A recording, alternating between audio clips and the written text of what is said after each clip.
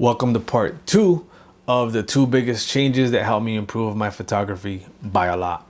On my last video, change number 1, I was talking about how I stopped using automatic white balance and I started to set it manually by habit. That change right there alone brought me big improvement in my work. So the second big change that I made to my photography that helped me improve by a lot was I changed the way that I was exposing my photographs. I realized that I was exposing way too bright. Everything that I had learned up until a certain point was pointing me in the direction of always expose for the person or the people in your shot. And I was doing just that, but I was disregarding the background.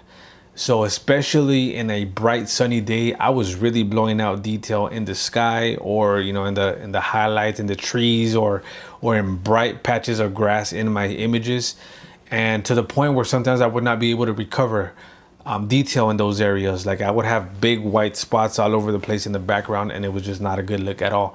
So I quickly caught on to the idea that I needed to start going darker on my exposure. But as you can imagine, when you go darker on the background on a bright sunny day, that means that your subject, your person, or your group of people in your image are gonna get dark. So that's when you have to start adding some sort of external fill lighting to fill in that darkness on your in your photograph. So that's when I quickly caught on to the fact that I needed to start to include flash in my work. So I started to get these speed lights, the type that go on top of your camera or whatnot. So these were cool to begin with, but then after some time, I realized that I needed something more powerful. So that's when I started to work with strobes. This is actually a small strobe, but it's definitely more powerful than a speed light. So this is gonna give you around 75 watts of power output. And this guy right here, this is a Godox AD200 Pro. It's gonna give you, you can read it right there, it's gonna give you 200 watts of power.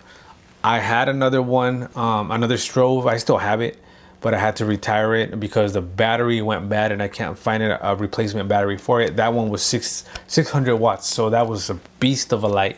But this one works just as well for my needs nowadays. So change number 2 is I stopped overexposing my images. I started to expose darker, and then I also added fill flash to my scenes. And those 2 changes right there, manual white balance and adding underexposing my images more and adding flash, were the two biggest things, sorry, wrong fingers. The 2 biggest things that helped me improve my photography to the next level. And those 2 changes are 2 changes that I still roll with to this day. And it definitely helps me a lot. I work a lot with quinceañeras and brides. And if you think about it, they pay good money for their dresses, really nice dresses. But those dresses are made from fabrics that are really like silky, shiny.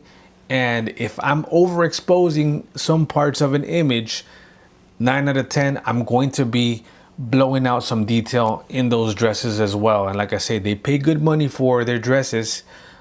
So I'm pretty sure they want the photographer to capture as much detail as possible while they're wearing those dresses. So that's definitely something to consider when you do this kind of work.